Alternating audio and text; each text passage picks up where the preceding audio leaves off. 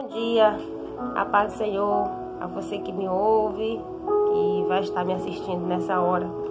Vamos refletir um pouco na palavra de Deus. A palavra que Deus colocou em meu coração hoje foi para os momentos difíceis, momentos de aflição, momentos de dificuldade, aqueles momentos inesperados que chegam de surpresa, né? Que nos pegam de surpresa. E eu, passeando pela palavra de Deus, cheguei aqui a 2 Coríntios, capítulo 6,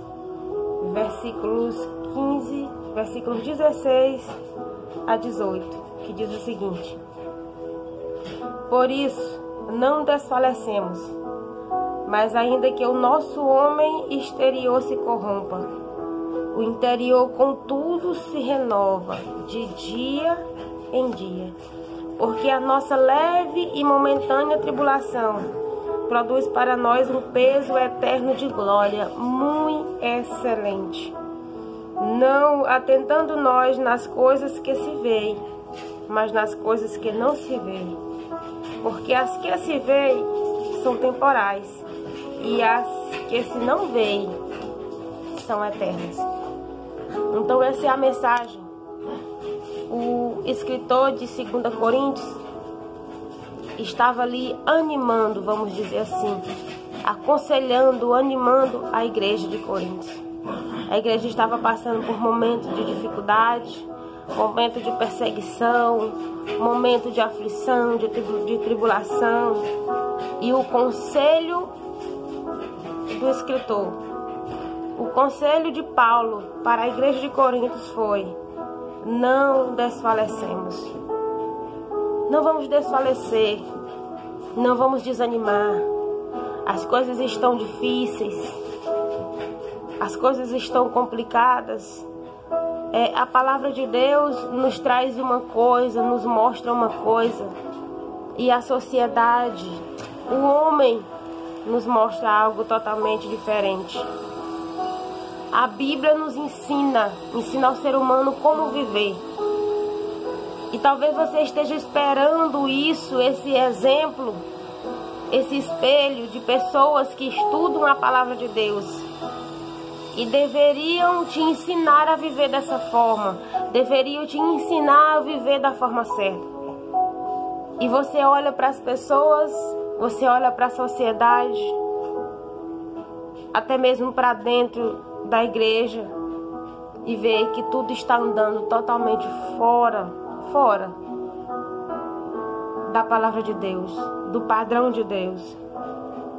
E aí talvez você faça como eu, né? Muitas vezes eu já me perguntei: e agora? Para quem olhar? Em quem me espelhar? E agora, eu devo continuar acreditando? Eu devo continuar? Será se vale a pena? Será se vale a pena largar tudo e viver uma vida dedicada a Deus?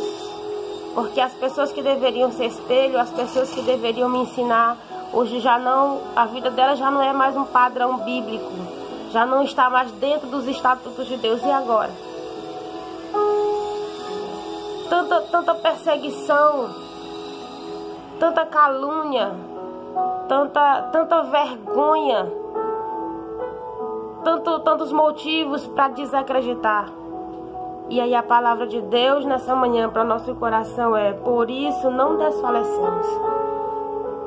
E ele diz mais: mas ainda que o nosso homem exterior se corrompa, né? Porque às vezes a gente vê certas situações e muitas das vezes a gente quer responder à altura.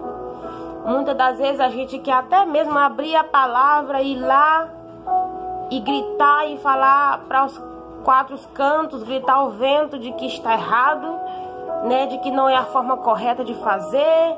Ah, mas a Bíblia não diz assim. E às vezes a gente acaba se irritando.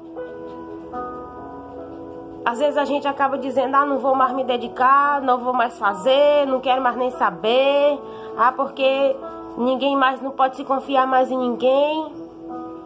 O nosso homem exterior, a nossa carne, os nossos pensamentos, ele está correndo o risco aí de se corromper, ou se corrompe. porque a gente se zanga, se frustra, se ira, quer falar alto. Mas aí Paulo vai dizer, mas ainda que o homem exterior se corrompa, o interior, contudo, se renova de dia em dia. A nossa carne, ela pode se corromper, ela pode se irar, ela pode se frustrar, porque é o nosso homem exterior. Mas o homem interior, que é a nova criatura, quando ele chega em um momento desse, de frustração, de aflição, de dificuldade, ele não quer gritar, ele não quer espernear como o homem exterior, como a nossa carne. Ele quer buscar refúgio nas fontes eternas, que é a palavra de Deus. Ele quer buscar saciar sua sede de justiça na palavra de Deus. E quando ele vai para a palavra de Deus, esse homem interior, que é a nossa alma, que é o nosso espírito, a nova criatura gerada por Deus, ela se renova de dia em dia. Busque renovo na palavra do Senhor de dia em dia. Tá difícil? Não sabe mais em quem acreditar? Não sabe mais em quem confiar? Corra para as fontes de água viva. Corra para Jesus, corra para essa palavra. Tire todos os dias um momento com o Senhor para refletir na palavra. E ainda que o seu homem, a sua velha criatura, ela venha se frustrar, ela venha se irritar, ela venha se embravecer, mas quando você vir a esse manancial de águas vivas, a palavra de Deus, o seu homem interior, a nova criatura feita, criada, gerada em Cristo Jesus, ela vai se renovar, ela vai criar forças, ela vai criar esperança. E ele diz mais, versículo 17, porque a nossa leve e momentânea tribulação produz para nós um peso eterno de glória muito excelente. A tribulação que Deus nos permite ter não é à toa. Deus, ele não causa feridas em nós somente para rir do nosso sofrimento, não. Ele causa feridas em nós para que quando nós estivermos feridos, com as nossas asas feridas, a gente saiba correr para Ele, que é o bálsamo sarador. Toda ferida gerada por Deus, ele diz que é aquele que fere e é aquele que sara. Se Deus está permitindo que as suas asas sejam feridas, que você seja machucado, que você seja quebrado, porque o Senhor nos quebra. Quando Deus disse a Jeremias, olha, desce lá à casa do oleiro, eu vou falar contigo lá. E aí quando Jeremias desceu, quando ele chegou lá, ele viu o oleiro fazendo um vaso. E esse vaso se quebrou nas mãos do oleiro. E o oleiro começou a refazer esse vaso. Aí Deus bradou do céu e disse, acaso eu não posso fazer assim também com o meu povo? Às vezes Deus permite situações em nossas vidas que a gente se sente um nada. A gente se sente um grãozinho de areia em meio a milhões de grãos de areia que tem. Se sente um nada, um zero à esquerda, impotente. Eu digo isso porque eu já cheguei a me sentir assim. Mas o que Deus está querendo fazer, o que Deus está querendo fazer na nossa vida, é deixar bem claro para nós que nós somos um vaso de barro. Mas dentro de nós habita um tesouro muito excelente. Uma glória muito excelente, que é a glória de Deus, a presença do Espírito Santo de Deus. Isso para deixar bem claro que nós somos frágeis, nós não somos nada.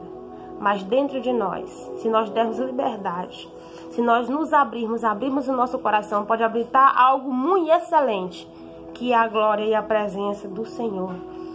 Então a tribulação para nós, quando a tribulação chega, se ao invés da gente espernear, puxar os cabelos e na força do nosso próprio braço e tentar resolver da nossa forma, falando da nossa forma, agindo da nossa forma, em vez de fazer tudo isso, nós nos voltarmos para Deus e dizer, Senhor, resolve, faz por mim, ou então me ensina a fazer, me ajuda a fazer porque eu não sei. Aí nós vamos chegar a essa glória muito excelente, que essa aflição vai produzir em nós. Não atentando nós nas coisas que se veem, mas nas que não se veem, porque as que se veem são temporais e as que não se veem são eternas. A tribulação que a gente está vendo aí, os desfalques que a gente está vendo aí, as vergonhas que a gente está vendo aí são passageiras. As coisas que a gente olha para um lado e para o outro não tem saída. Meu Deus, eu não tenho dinheiro, eu não tenho de onde tirar dinheiro, eu não tenho como produzir dinheiro. Meu Deus, parece que agora tudo vai se acabar. Ei, são temporais. São temporais. Agora, o que Deus está querendo gerar em nós são eternas. Porque quando vem a tribulação, quando vem as ondas, a tempestade, o que Deus está querendo gerar em nós é fé. É fé. Quando os discípulos se viram ali apavorados, em meio àquela tempestade, onda e vento, mestre, acorda, você não está vendo que a gente vai perecer? Aí Jesus levanta e diz: homens de pouca fé. Homens de pouca fé. Os discípulos já tinham andado com Jesus, já tinham visto multiplicação, já tinham visto libertação, já tinham visto milagre. E no momento que chegou a vez deles, porque até então eles tinham visto a tribulação na vida dos outros e tinham visto Jesus multiplicar na vida dos outros, tinham visto Jesus testar a fé dos outros, porque quando Jesus dizia assim: tu creres que eu posso fazer? E aí quando a pessoa, eu creio, Senhor, faz. Quando ele faz, ele disse: vai, a tua fé te curou, ou a tua fé te salvou. Então Deus colocava à prova a fé das pessoas.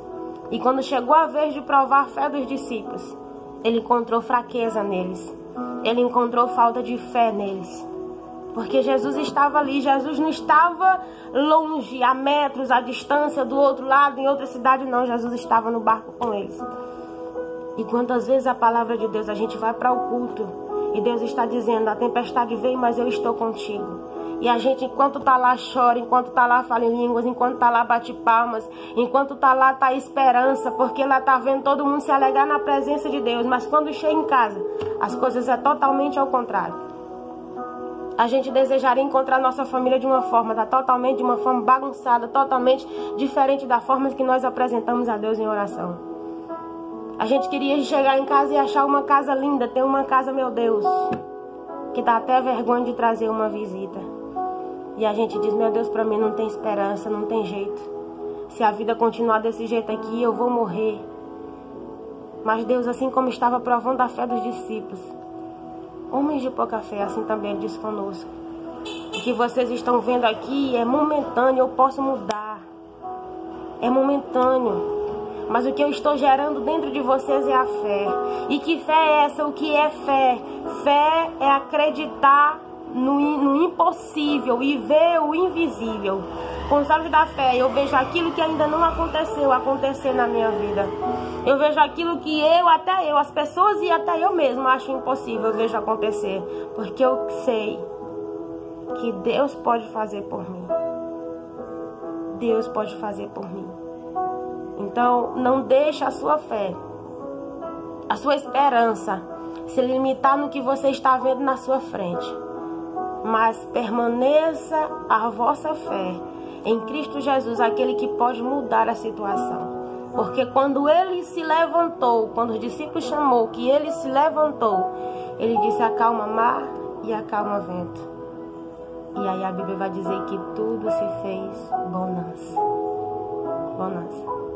Então, quando nós chamamos Jesus para a história, antes que a gente se embraveça, antes que a gente puxe o cabelo, antes que a gente grite, antes que a gente esperneie, vamos correr para o quarto, fechar a nossa porta, dizer: dê licença vocês, eu agora quero estar com Jesus.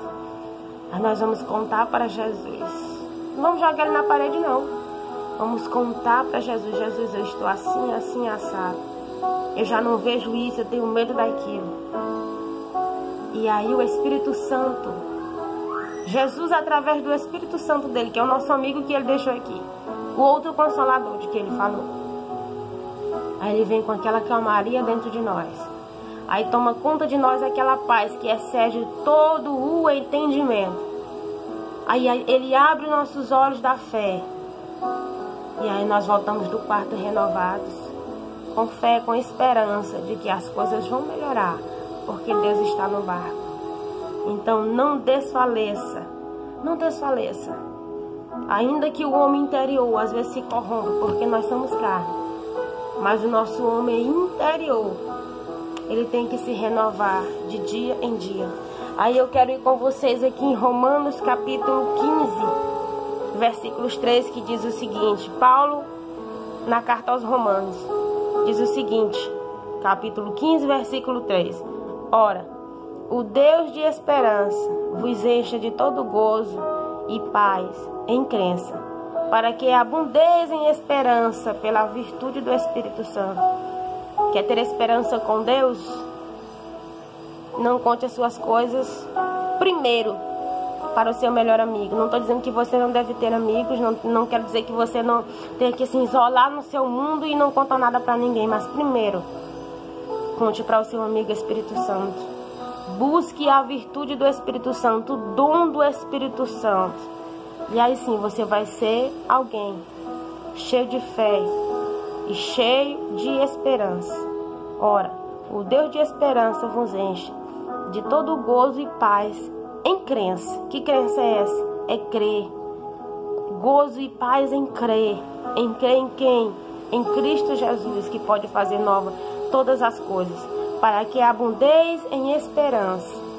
Abundar é ser cheio. Abundar é ser cheio, é ser abundante. E além de você ter essa abundância para você, transmitir para os outros. Para que abundeis em esperança pela virtude, ou seja, pelo poder, pelo dom do Espírito Santo de Deus. Amém? A paz do Senhor Jesus.